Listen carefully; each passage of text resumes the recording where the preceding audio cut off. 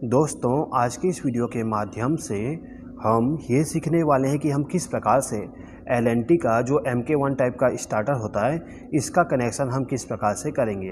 देखिए दोस्तों, ये जो हमारे पास में स्टार्टर है, इस स्टार्टर को जब आप ओपन करते हो तो आपको मिलेगा एक कॉन्टेक्टर और आपको यहाँ पे एक ओवरलोड रिले भी मिल जाएगा।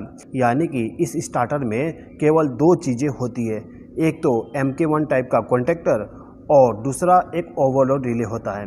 जैसे कि आप यहाँ पे देख सकते हो, जो हमारा ओवरलोड रिले है इसमें यहाँ पे रेंज दिया गया है, यानी कि हमें इस ओवरलोड रिले को कितने पे ट्रिप कराना है उसका सेटिंग हम यहाँ से कर सकते हैं। अब जैसे कि आपको मालूम है, जो हमारा स्टार्टर होता है उसको चालू और बंद करने के लिए पुश बटन का इस्तेमाल करते हैं। तो यहाँ पे आपको अलग से पुश बटन का इस्तेमाल नहीं करना होता है। यहाँ पे जो हमारा ओवरलोड रिले है, इसमें आप यहाँ पे देख सकते हो एक वाइट कलर का एक स्विच दिया गया है। ये जो स्विच है हमारा, ये होता है स्टार्ट पुश बटन। इसके बाद यहाँ पे जो आप ये वाला स्विच देख रहे हो, ये होता है हमारा स्टॉप पुश बटन। यानी कि इसको प्रेस करने पे हमारा जो कॉन्टेक्टर है वो ऑन हो जाएगा और इसको प्रेस करने पे कॉन्टेक्टर हमारा ऑफ हो जाएगा। यहाँ पे जो आप दो टर्मिनल देख रहे हो, ये होते हैं एनोड टर्मिनल। उसके बाद यहाँ पे जो ये दोनों टर्मिनल है, ये दोनों टर्मिनल होते हैं NC कॉन्टैक्ट। यानी कि यदि आप इस बटन को प्रेस करते हो तो उस कंडीशन में ये जो हमारा एनोड कॉन्टैक्ट है वो क्लोज हो जाएगा, यानी कि यहाँ से पावर सप्लाई यहाँ तक पहुँच जाएगा। ठीक है, इसी प्रकार से यदि आप इस पुश बटन को प्रेस करते हो तो उस कंडीशन में ये जो हमारा NC कॉन्टैक्ट है वो ओपन हो जाएगा, यानी कि जो पावर सप्लाई यहाँ से यहाँ फ्लो हो रही थी वो फ्लो होना बंद हो जाएगा। ठीक है, अब ये जो हमारा कॉन्टेक्टर है, इसमें आप देख सकते हो यहाँ पे 3 पावर टर्मिनल दिया गया है और यहाँ पे एक और टर्मिनल दिया गया है। ये टर्मिनल होता है एनो कॉन्टैक्ट। यानी कि जब हमारा कॉन्टेक्टर ऑन होगा तो उस कंडीशन में ये जो एनो कॉन्टैक्ट है वो NC बन जाएगा।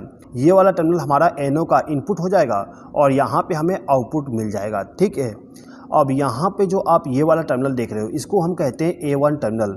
यानी कि आपको यहाँ पे फेस सप्लाई कनेक्ट करना होता है। इसके बाद इसी कॉइल का जो दूसरा टर्मिनल होता है, इसको हम कहते हैं A2 टर्मिनल। इस A2 टर्मिनल पे आपको न्यूट्रल पावर सप्लाई देना होता है। ठीक है, अब चलिए दोस्तों, यहाँ पे हम कनेक्शन करना सीख लेते हैं।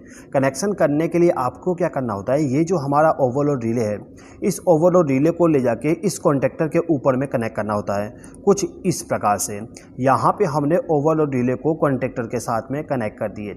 यहाँ पे जो हमारे पास में स्टार्टर है, इस स्टार्टर का उपयोग हम 3 फेस मोटर को चालू और बंद करने के लिए करने वाले हैं। तो यहाँ पे हम सबसे पहले पावर वायरिंग कर देते हैं।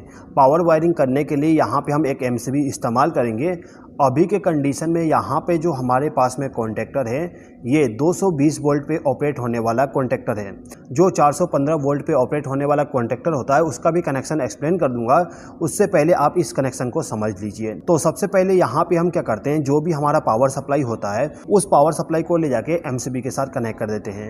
अब इसके बाद में आपको क्या करना है, ये जो हमारा MCB है, MCB के आउटपुट टर्मिनल से वायर को कनेक्ट करके ले जाना है और जो हमारा ओवरलोड रिले है, इसके किसी भी एक टर्मिनल के साथ कनेक्ट कर देना है।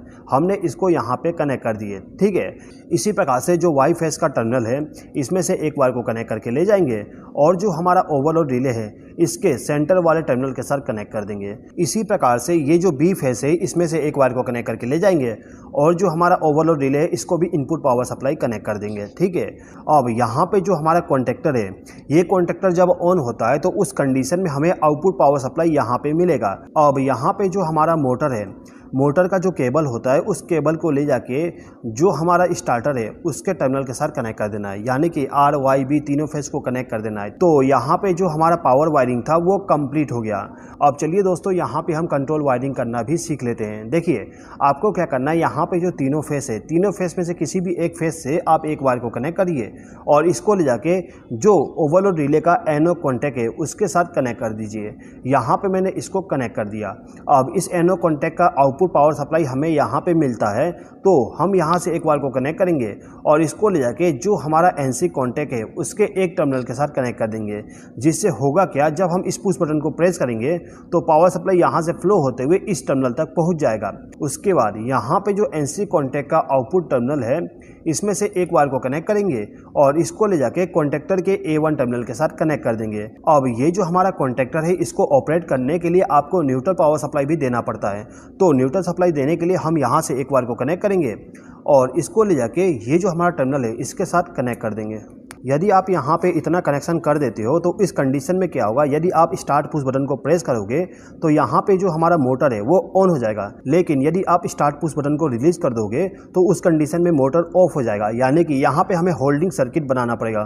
तो होल्डिंग सर्किट बनाने के लिए आपको क्या करना है, यहाँ पे जो हमारा एनो कॉन्टैक्ट है, इस कॉन्टैक्ट का जो ये वाला टर्मिनल होता है वो ऑलरेडी यहाँ पे कनेक्ट है। तो आपको यहाँ पे क्या करना है, ये जो टर्मिनल है इसमें से एक वायर को कनेक्ट करिए और इसको ले जाके इस टर्मिनल के साथ कनेक्ट कर दीजिए, यानी कि यहाँ पे हम एक छोटा सा वायर का लूप लगा देंगे तो यहाँ पे हमारा होल्डिंग सर्किट भी बन जाएगा।